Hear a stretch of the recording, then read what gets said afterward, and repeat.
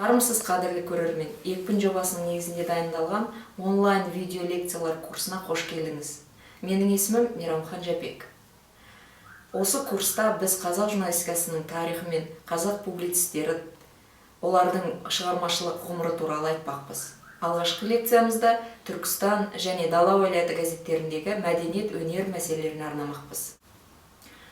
Әлемдегі ең алғашқы көне мамандықтардың бірі журналистика дейді. Қазақ даласында журналистиканың пайда болуы тек қана Түркістан Дала уәлаяты газеттерінің тарихымен байланыстыратын болсақ, онда біз қателескен болар едік.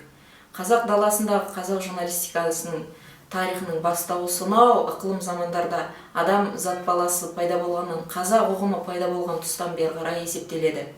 Қазақ даласындағы журналистиканың алғашқы көріністері, одан кейінгі қазақ даласындағы баспасөздің дамуы біздің тарихымызбенен, мәдениетімізбенен, салт дәстүрімізбен тығыз байланысты. Десек те, тасқа басылған басылымдардың қатарында қазақ журналистикасының көшбасшысы деп, қарлығаштары деп біз Түркістан уәлаятын және Дала уәлаятының газеттерін танимыз. Түркістан уәлаяты газеті сонау 1870 жылы Түркістан республикасының орталығы Ташкент шаһарында дүниеге келген. Бұл 1870 жылдың 28 сәуірі еді. Одан бергі кезде Түркістан уәлаяты газетінің парақтап отырып, біз баспасөзде газеттің бетінде жарық көрген материалдарды екі бөлімде қарастыра аламыз. Бірінші, бұл газеттің өз басында екі бөлімнің болуы, яғни ресми және ресми емес бөлімнің. Ресми бөлімде патшаның ол кездерде қазақ даласы Ресей империясына бағынған болғандықтан, бірінші ресми бөлімде патша отарлау саясатындағы болып жатқан жаңалықтар, патшаның бұйрық жарлықтары, тағайындаулар жарық көретін болса, ресми емес бөлімде қазақ халқының салт дәстүріне, мәдениетіне арналған мағлұматтар, яғни материалдар жарық көріп отырды. Біздің негізгі айтпағымыз осындағы екінші ресми емес бөлімнің материалдары негізінде болмақ. Ресми емес бөлімде қазақ баспасөзінің көш басында тұрған көптеген жаңағы қазақ даласынан шыққан тілшілерді, журналистерді атап санамалап айтатын болсақ, оның басында біз әріп Тәңірбергеновті айтуымызға болады. Одан бергі кезде қазақ баспасөзінің тарихына көп деп үлес қосқан сол кездердегі Түркістан уәлаяты газетінің бас редакторы болған ағайынды Шахмардан Шахмұрат Ибрагимовтердің есімін айтар едік.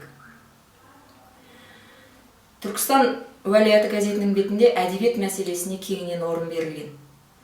Сонымен бірге тек қана әдеби нұсқаларды ғана емес, сонымен бірге басқа қоғам, саясат, этнография, география айдарларының аясында да қазақтың тарихына, болмысына қатысты мәліметтер үнемі жарық көріп отыр.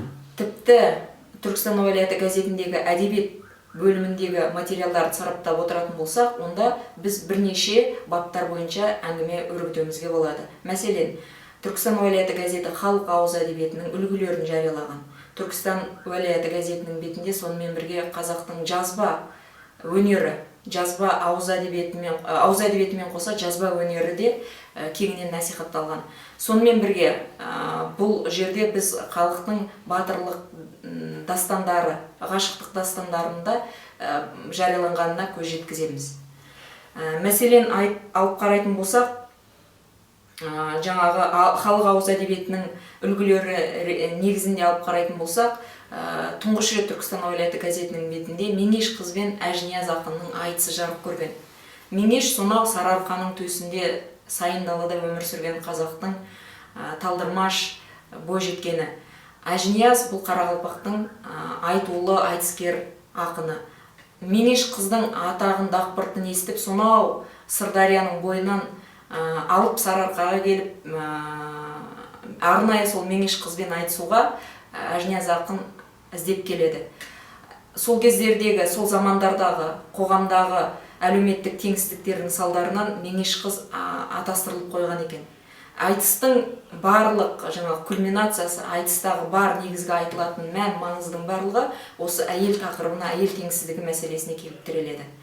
Айтыс сол жердегі барлық сән салтанатымен өткенмен де Меңеш қыз жеңіс тауып келе жатады, алайда оның басының бос еместігі, бала күнінен өзінің жасы 30 жастан артық үлкен азаматқа қария сақа азаматқа атастырылып қоюы меңештің айтысында үлкен кедергі болып әжінияз ақынға жеңіледі.